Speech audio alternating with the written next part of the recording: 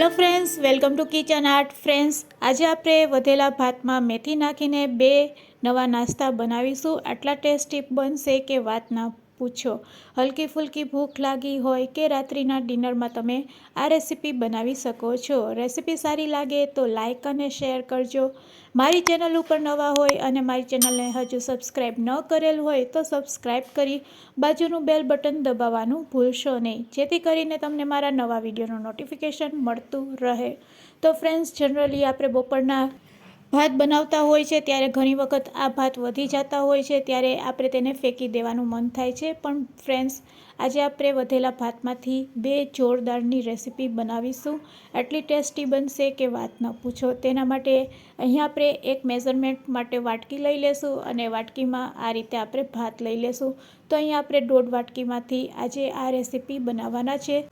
1.5 વાટકી જેટલો વધેલો ભાત આપણે લેશું મિક્સિંગ બાઉલમાં. બસ મિક્સિંગ બાઉલમાં 1.5 વાટકી જેટલો ભાત લઈને તેમાં થોડુંક પાણી નાખશું અને થોડુંક પાણી નાખીને હાથેથી મેશ કરી લેશું. ફ્રેન્ડ્સ, તમે મિક્સર જારમાં પણ તેને મેશ કરી શકો છો, પણ હાથેથી પણ તે ઝડપથી મેશ થઈ જાય છે. આ રીતે તેમાં 2 ચમચી જેટલું આપણે પાણી નાખશું અને હાથેથી આ રીતે વધેલા ભાતને આ રીતે મિક્સ કરી લેશું. તો ફ્રેન્ડ્સ, હવે તમે જોઈ શકો છો ભાત એકદમ સરસ મેશ થઈ ગયા છે. બસ આ રીતે મેશ થઈ જાય એટલે તેમાં આપણે હવે મેથી નાખવાની છે. તો ફ્રેન્ડ્સ, જ્યારે તમે મેથી નાખો ત્યારે હંમેશા તેને ધોઈને જ નાખવાની.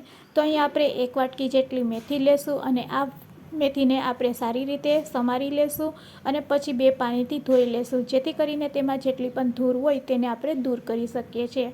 તો મેથીને ધોયા પછી અડધી વાટકી જેટલી મેથી થઈ જાય છે. તો આ મેથીને હવે આપણે વધેલા ભાતમાં એડ કરી દઈશું. સાથે એડ કરશું સમારેલી ડુંગળી મીડિયમ સાઇઝની. સાથે તેમાં આદુ, લસણ અને મરચાંની પેસ્ટ એડ કરીશું. સાથે તેમાં 1 વાટકી જેટલો ચણાનો લોટ એડ કરશું. ઘરમાં રેગ્યુલર જે તમે ચણાનો લોટ વાપરતા હોય તે જ લેવાનો છે. 4 થી 5 ચમચી જેટલો રવો તેમાં એડ કરશું. તો ચણાનો લોટ અને રવાનો ખૂબ જ સરસ ટેસ્ટ આવશે.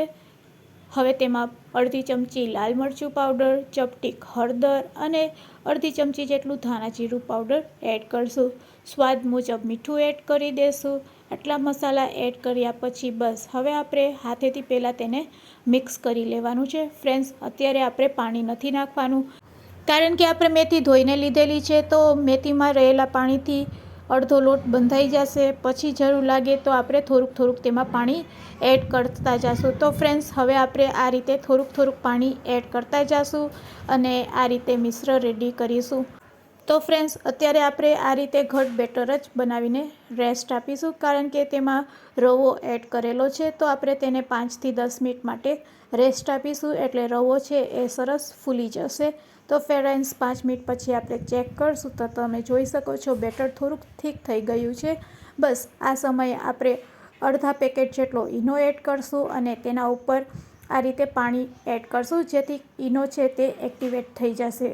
બસ હવે રેડી કરેલા મિશ્રણને આ રીતે હલાવી લેશું. હવે તમારે બેટર કેવું ઘટ રાખવાનું છે તે પણ હું તમને જણાવી દઉં છું. તો અહીંયા આપણે ફરીથી 2 ચમચી જેટલું પાણી નાખશું અને આ રીતનું એક બેટર બનાવીને રેડી કરી લેશું. તો અહીંયા આપણું પરફેક્ટ બેટર બનીને રેડી થઈ ગયું છે. તેની થિકનેસ પણ તમને બતાવવાનો પ્રયત્ન કરું છું. બસ આ થિકનેસ જ આપણે રાખવાની છે. તો ચાલો હવે આપણે ગેસ તરફ જઈશું. ગેસની ફ્લેમ ચાલુ કરીશું અને એક નોનસ્ટિક પેન લેશું. નોનસ્ટિક પેન ગરમ થઈ જાય એટલે તેમાં 1 ચમચી કરતાં પણ ઓછું તેલ આ રીતે આપણે સ્પ્રેડ કરી દઈશું. આ રીતે સ્પ્રેડ કર્યા પછી આપણે જે બેટર બનાવેલું છે તેમાંથી આપણે આ રીતના નાના પુડલા બનાવીશું. ફ્રેન્ડ્સ, આ રીતે આપણે એક નવો જ યુનિક નાસ્તો બનાવીશું. આરામથી 3 પુડલા આ રીતે બનીને રેડી થઈ જશે. અને આ રીતે રેડી કર્યા પછી આપણે વેલણની મદદથી વચ્ચે આ રીતે ગોળ બનાવીશું. એક નવો જ નાસ્તો આપણે બનાવી રહ્યા છીએ, જેનો સ્વાદ તો એટલો ગજબનો આવશે કે વાત ન પૂછો. તો ફ્રેન્ડ્સ, હવે આપણે તેના ઉપર થોડાક તલ સ્પ્રેડ કરશું એટલે નાસ્તાનો સ્વાદ 4 ગણો વધી જશે. તો આ રીતે આપણે થોડાક તલ સ્પ્રેડ કરી દઈશું. તલ સ્પ્રેડ કર્યા પછી તેને લીડથી ઢાંકી દઈશું. અહીંયા આપણે લો ફ્લેમ ઉપર જ તેને પાકવા દઈશું. બસ 1 મિનિટ પછી આપણે લીડ ઓપન કરીશું અને બસ તેને પલટાવી લેશું. આ રીતે બંને બાજુ તેને શેકી લેશું. ફ્રેન્ડ્સ, આ રીતે પલટાવ્યા પછી તેના ઉપર તમે થોડુંક તેલ એડ કરી શકો છો. અને જે ઓઇલ વધારે નથી ખાતું, ઓઇલ ફ્રી ખાવું છે, તે પણ આ નાસ્તાને ઓઇલ ફ્રી વગર પણ આ રીતે શેકી શકે છે. ઓઇલ ફ્રી વગર પણ આ નાસ્તો ખૂબ જ ટેસ્ટી લાગે છે. પણ હું અત્યારે થોડુંક તેલ નાખીને તેને બંને બાજુ સારી રીતે શેકી લઈ. તો ફ્રેન્ડ્સ, ફરીથી તેને આ રીતે પલટાવીને આપણે લીડથી 1 મિનિટ માટે લીડથી ઢાંકી દેશું. તો ફ્રેન્ડ્સ, આ રીતે લીડથી ઢાંકવાથી જે ચણાનો લોટ છે એ સરસ પાકી જાય છે અને તેમાં બિલકુલ કચાશ રહેતી નથી અને ખાવામાં ખૂબ જ ટેસ્ટી લાગે છે. તો આ રીતે મેં બંને બાજુ તેને સારી રીતે શેકી લીધા છે. આ રીતે સારી રીતે શેકાઈ જાય એટલે તેને આપણે એક પ્લેટમાં લઈ લેશું. તો ફ્રેન્ડ્સ, અહીંયા આપણો નાસ્તો બનીને રેડી છે ઓઇલ ફ્રી વગર. તો ફ્રેન્ડ્સ, ખૂબ જ ઓછા તેલમાં આ રીતે તમે નાસ્તો બનાવી શકો છો.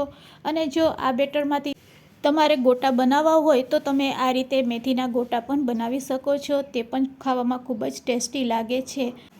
તો આ રીતે આપણે થોડુંક બેટર લેતા જઈશું અને તેલમાં ડીપ કરતા જઈશું. લો ફ્લેમ ઉપર તેને આ રીતે તળી લેશું. તો ફ્રેન્ડ્સ, અહીંયા આપણા મેથીના ગોટા પણ બનીને રેડી થઈ ગયા છે. તમે જોઈ શકો છો, ખાવામાં ખૂબ જ સોફ્ટ અને ટેસ્ટી લાગશે. તો ભાત અને મેથીના ગોટા સરસ તળાઈ ગયા છે. ચાલો તેને તેલમાંથી કાઢી લેશું. તો ફ્રેન્ડ્સ, આ રીતે તમે 2 રેસીપી બનાવી શકો છો વધેલા ભાતમાંથી. ખૂબ જ ખાવામાં ટેસ્ટી લાગે છે.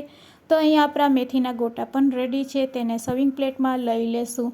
તો ગરમા ગરમ બંને નાસ્તા રેડી છે સર્વ કરવા માટે.